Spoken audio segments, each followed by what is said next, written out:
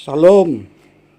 Hari ini kita masih memperingati perayaan Paskah, di mana Yesus sudah mati dan hari ini adalah hari kebangkitan Tuhan Yesus dari kematian.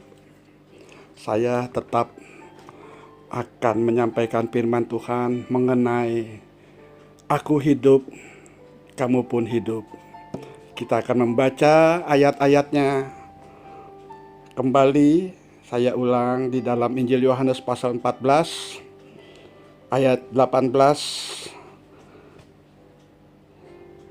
Aku tidak akan meninggalkan kamu sebagai yatim piatu. Aku datang kembali kepadamu. Tinggal sesaat lagi dan dunia tidak akan melihat aku lagi. Tetapi kamu melihat aku, sebab aku hidup dan kamu pun akan hidup. Pada waktu itulah kamu akan tahu bahwa aku di dalam Bapa-Ku dan kamu di dalam aku dan aku di dalam kamu.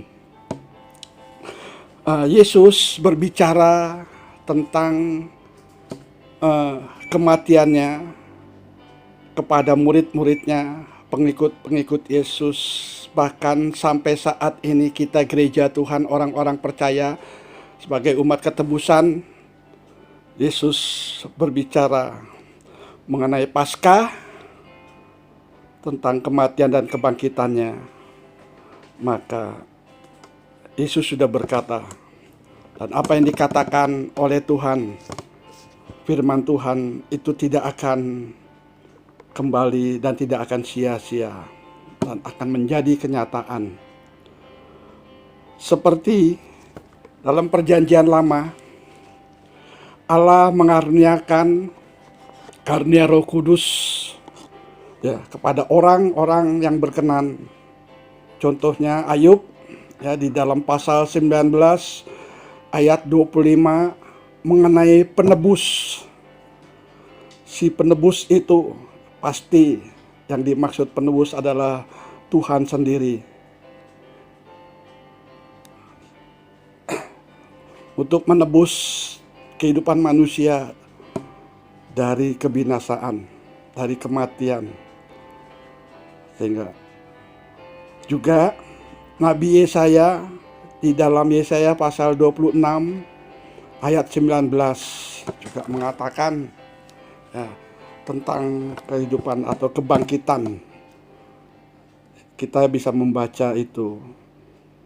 Dan kita kembali di dalam Injil Yohanes pasal 14, dan inilah yang kita perhatikan, di mana Yesus mengatakan, tinggal sesaat lagi dan dunia tidak akan melihat aku lagi.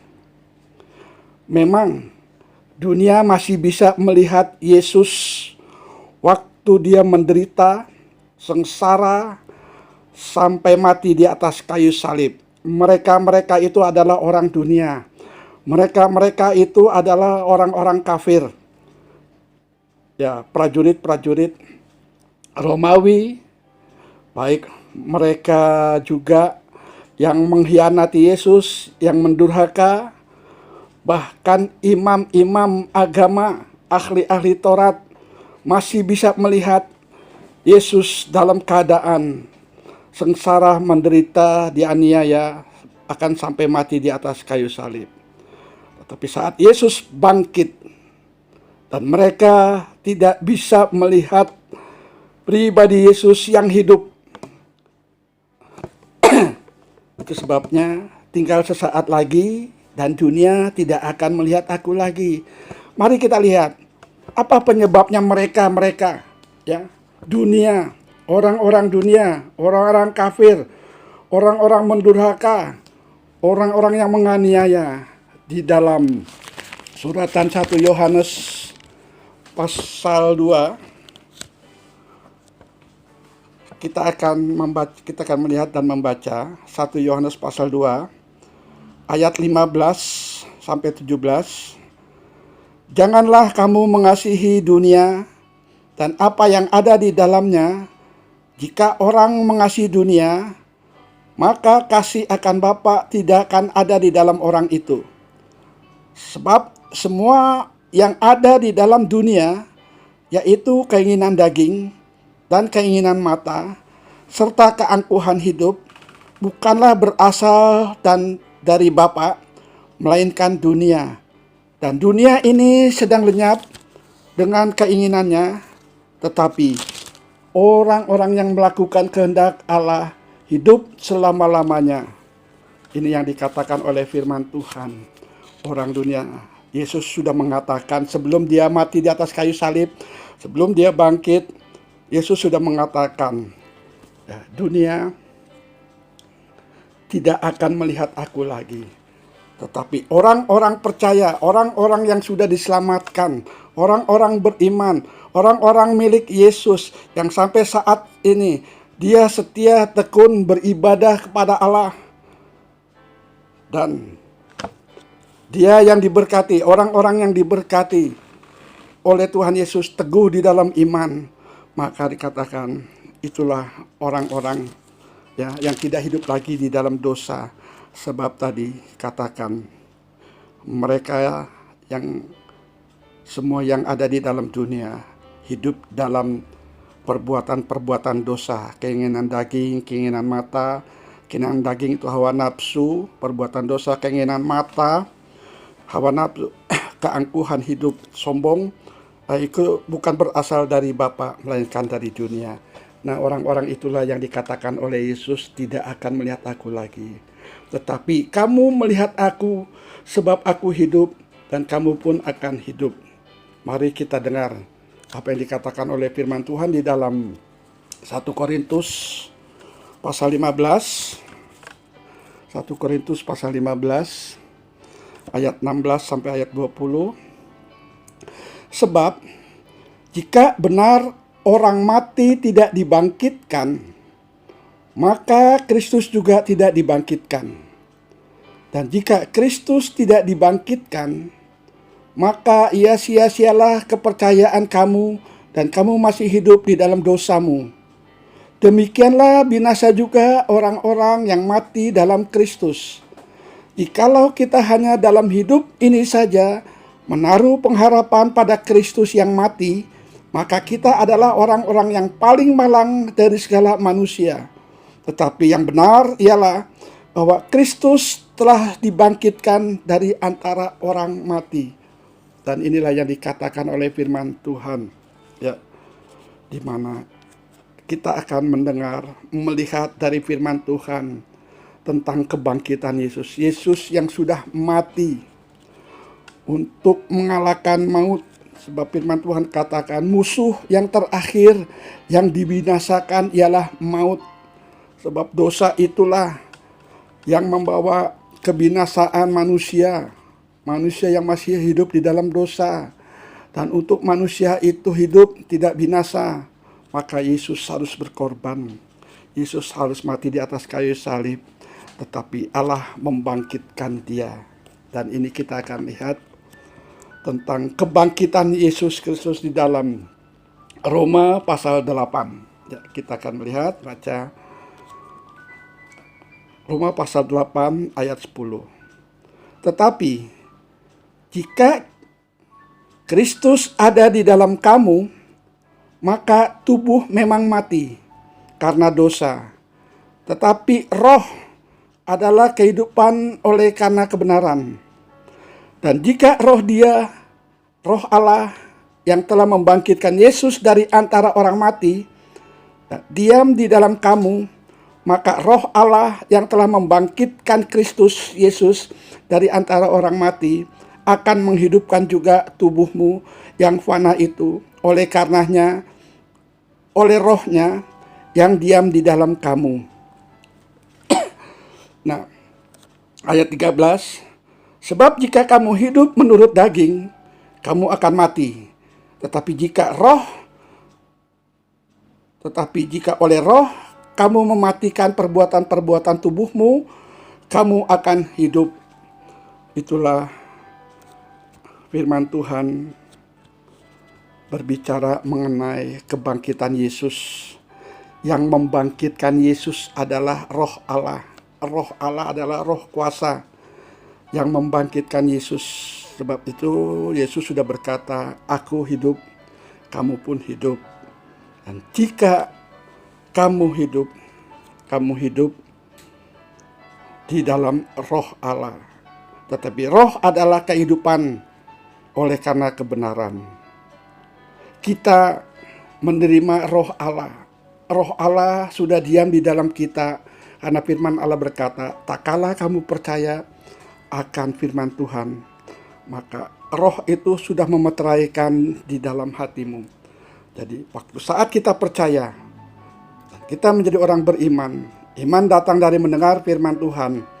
Dan kita mendengar firman Tuhan, kita percaya, maka kita diselamatkan.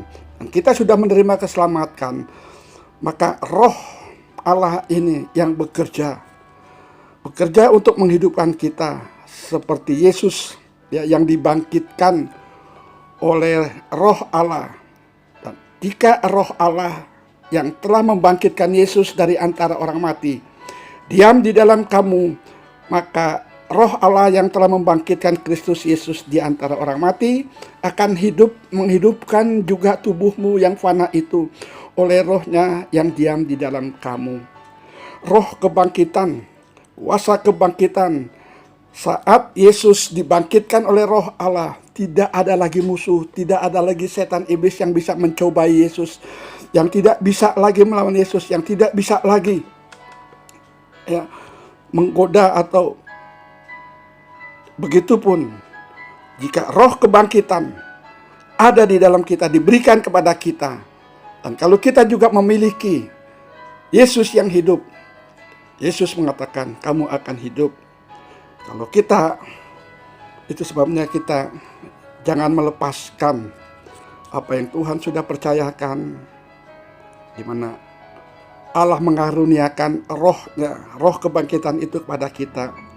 Jangan lagi kita hidup di dalam daging, sebab hidup di dalam daging itulah sama juga kita hidup melakukan dosa menurut dosa. Dan inilah firman Tuhan yang dikatakan oleh Rasul Paulus di dalam Roma pasal 8 sebagai ayat yang telah dikatakan, semua orang yang dipimpin oleh Roh Allah, roh kebangkitan yang diam, yang ada, yang diberikan Yesus Kristus pada saat Dia bangkit, maka roh yang menghidupkan kita disebut sebagai anak-anak Allah.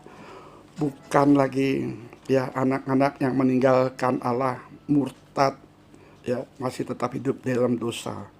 Sebab roh kebangkitan itulah yang berkuasa untuk menangkal, untuk kita hidup dan tetap hidup. Demikianlah firman Tuhan yang saya sampaikan. Tuhan memberkati. Kita akan menyanyi anak Allah. Dan nanti Ibu Gembala akan berdoa. Anak Allah,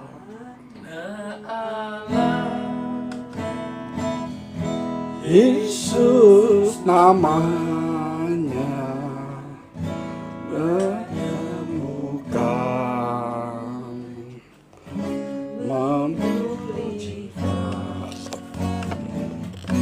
ya karena tebus dosaku, kubur kosong membuktikan Ia hidup. Sebab Dia hidup pada hari esok, sebab Dia hidup. Ku tak gentar karena ku tak Dia pegang hari esok. Hidup jadi berarti sebab Dia hidup. Terima kasih Tuhan, kami mengucap syukur buat kasih setia Tuhan. Engkau yang rela sudah mengorbankan dirimu untuk kami manusia berdosa. Engkau disalibkan untuk mati, untuk menebus setiap dosa kami. Dan kami hari ini memperingati kebangkitan Kristus.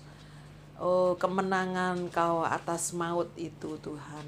Kami tidak memiliki keraguan atau khawatir dan sebagainya, karena kami memiliki Allah yang hidup, Allah yang kami kenal di dalam Yesus Kristus. Oh haleluya, biarlah Engkau juga menjamah setiap hidup kami. Apa yang kami rasakan hari-hari ini, mungkin ada banyak masalah, banyak pergumulan hidup. Biarlah kami percaya bahwa Engkau mendengar setiap seruan doa kami. Kami tetap percaya kuasa kebangkitan-Mu mendatangkan kelepasan, pemulihan, kesembuhan. Oh, bagi kami semuanya yang berharap percaya kepada Tuhan. Terima kasih Yesus, terima kasih. Engkau berkati kami semua di dalam nama Tuhan Yesus Kristus. Kami berdoa dan mengucap syukur. Haleluya. Amin.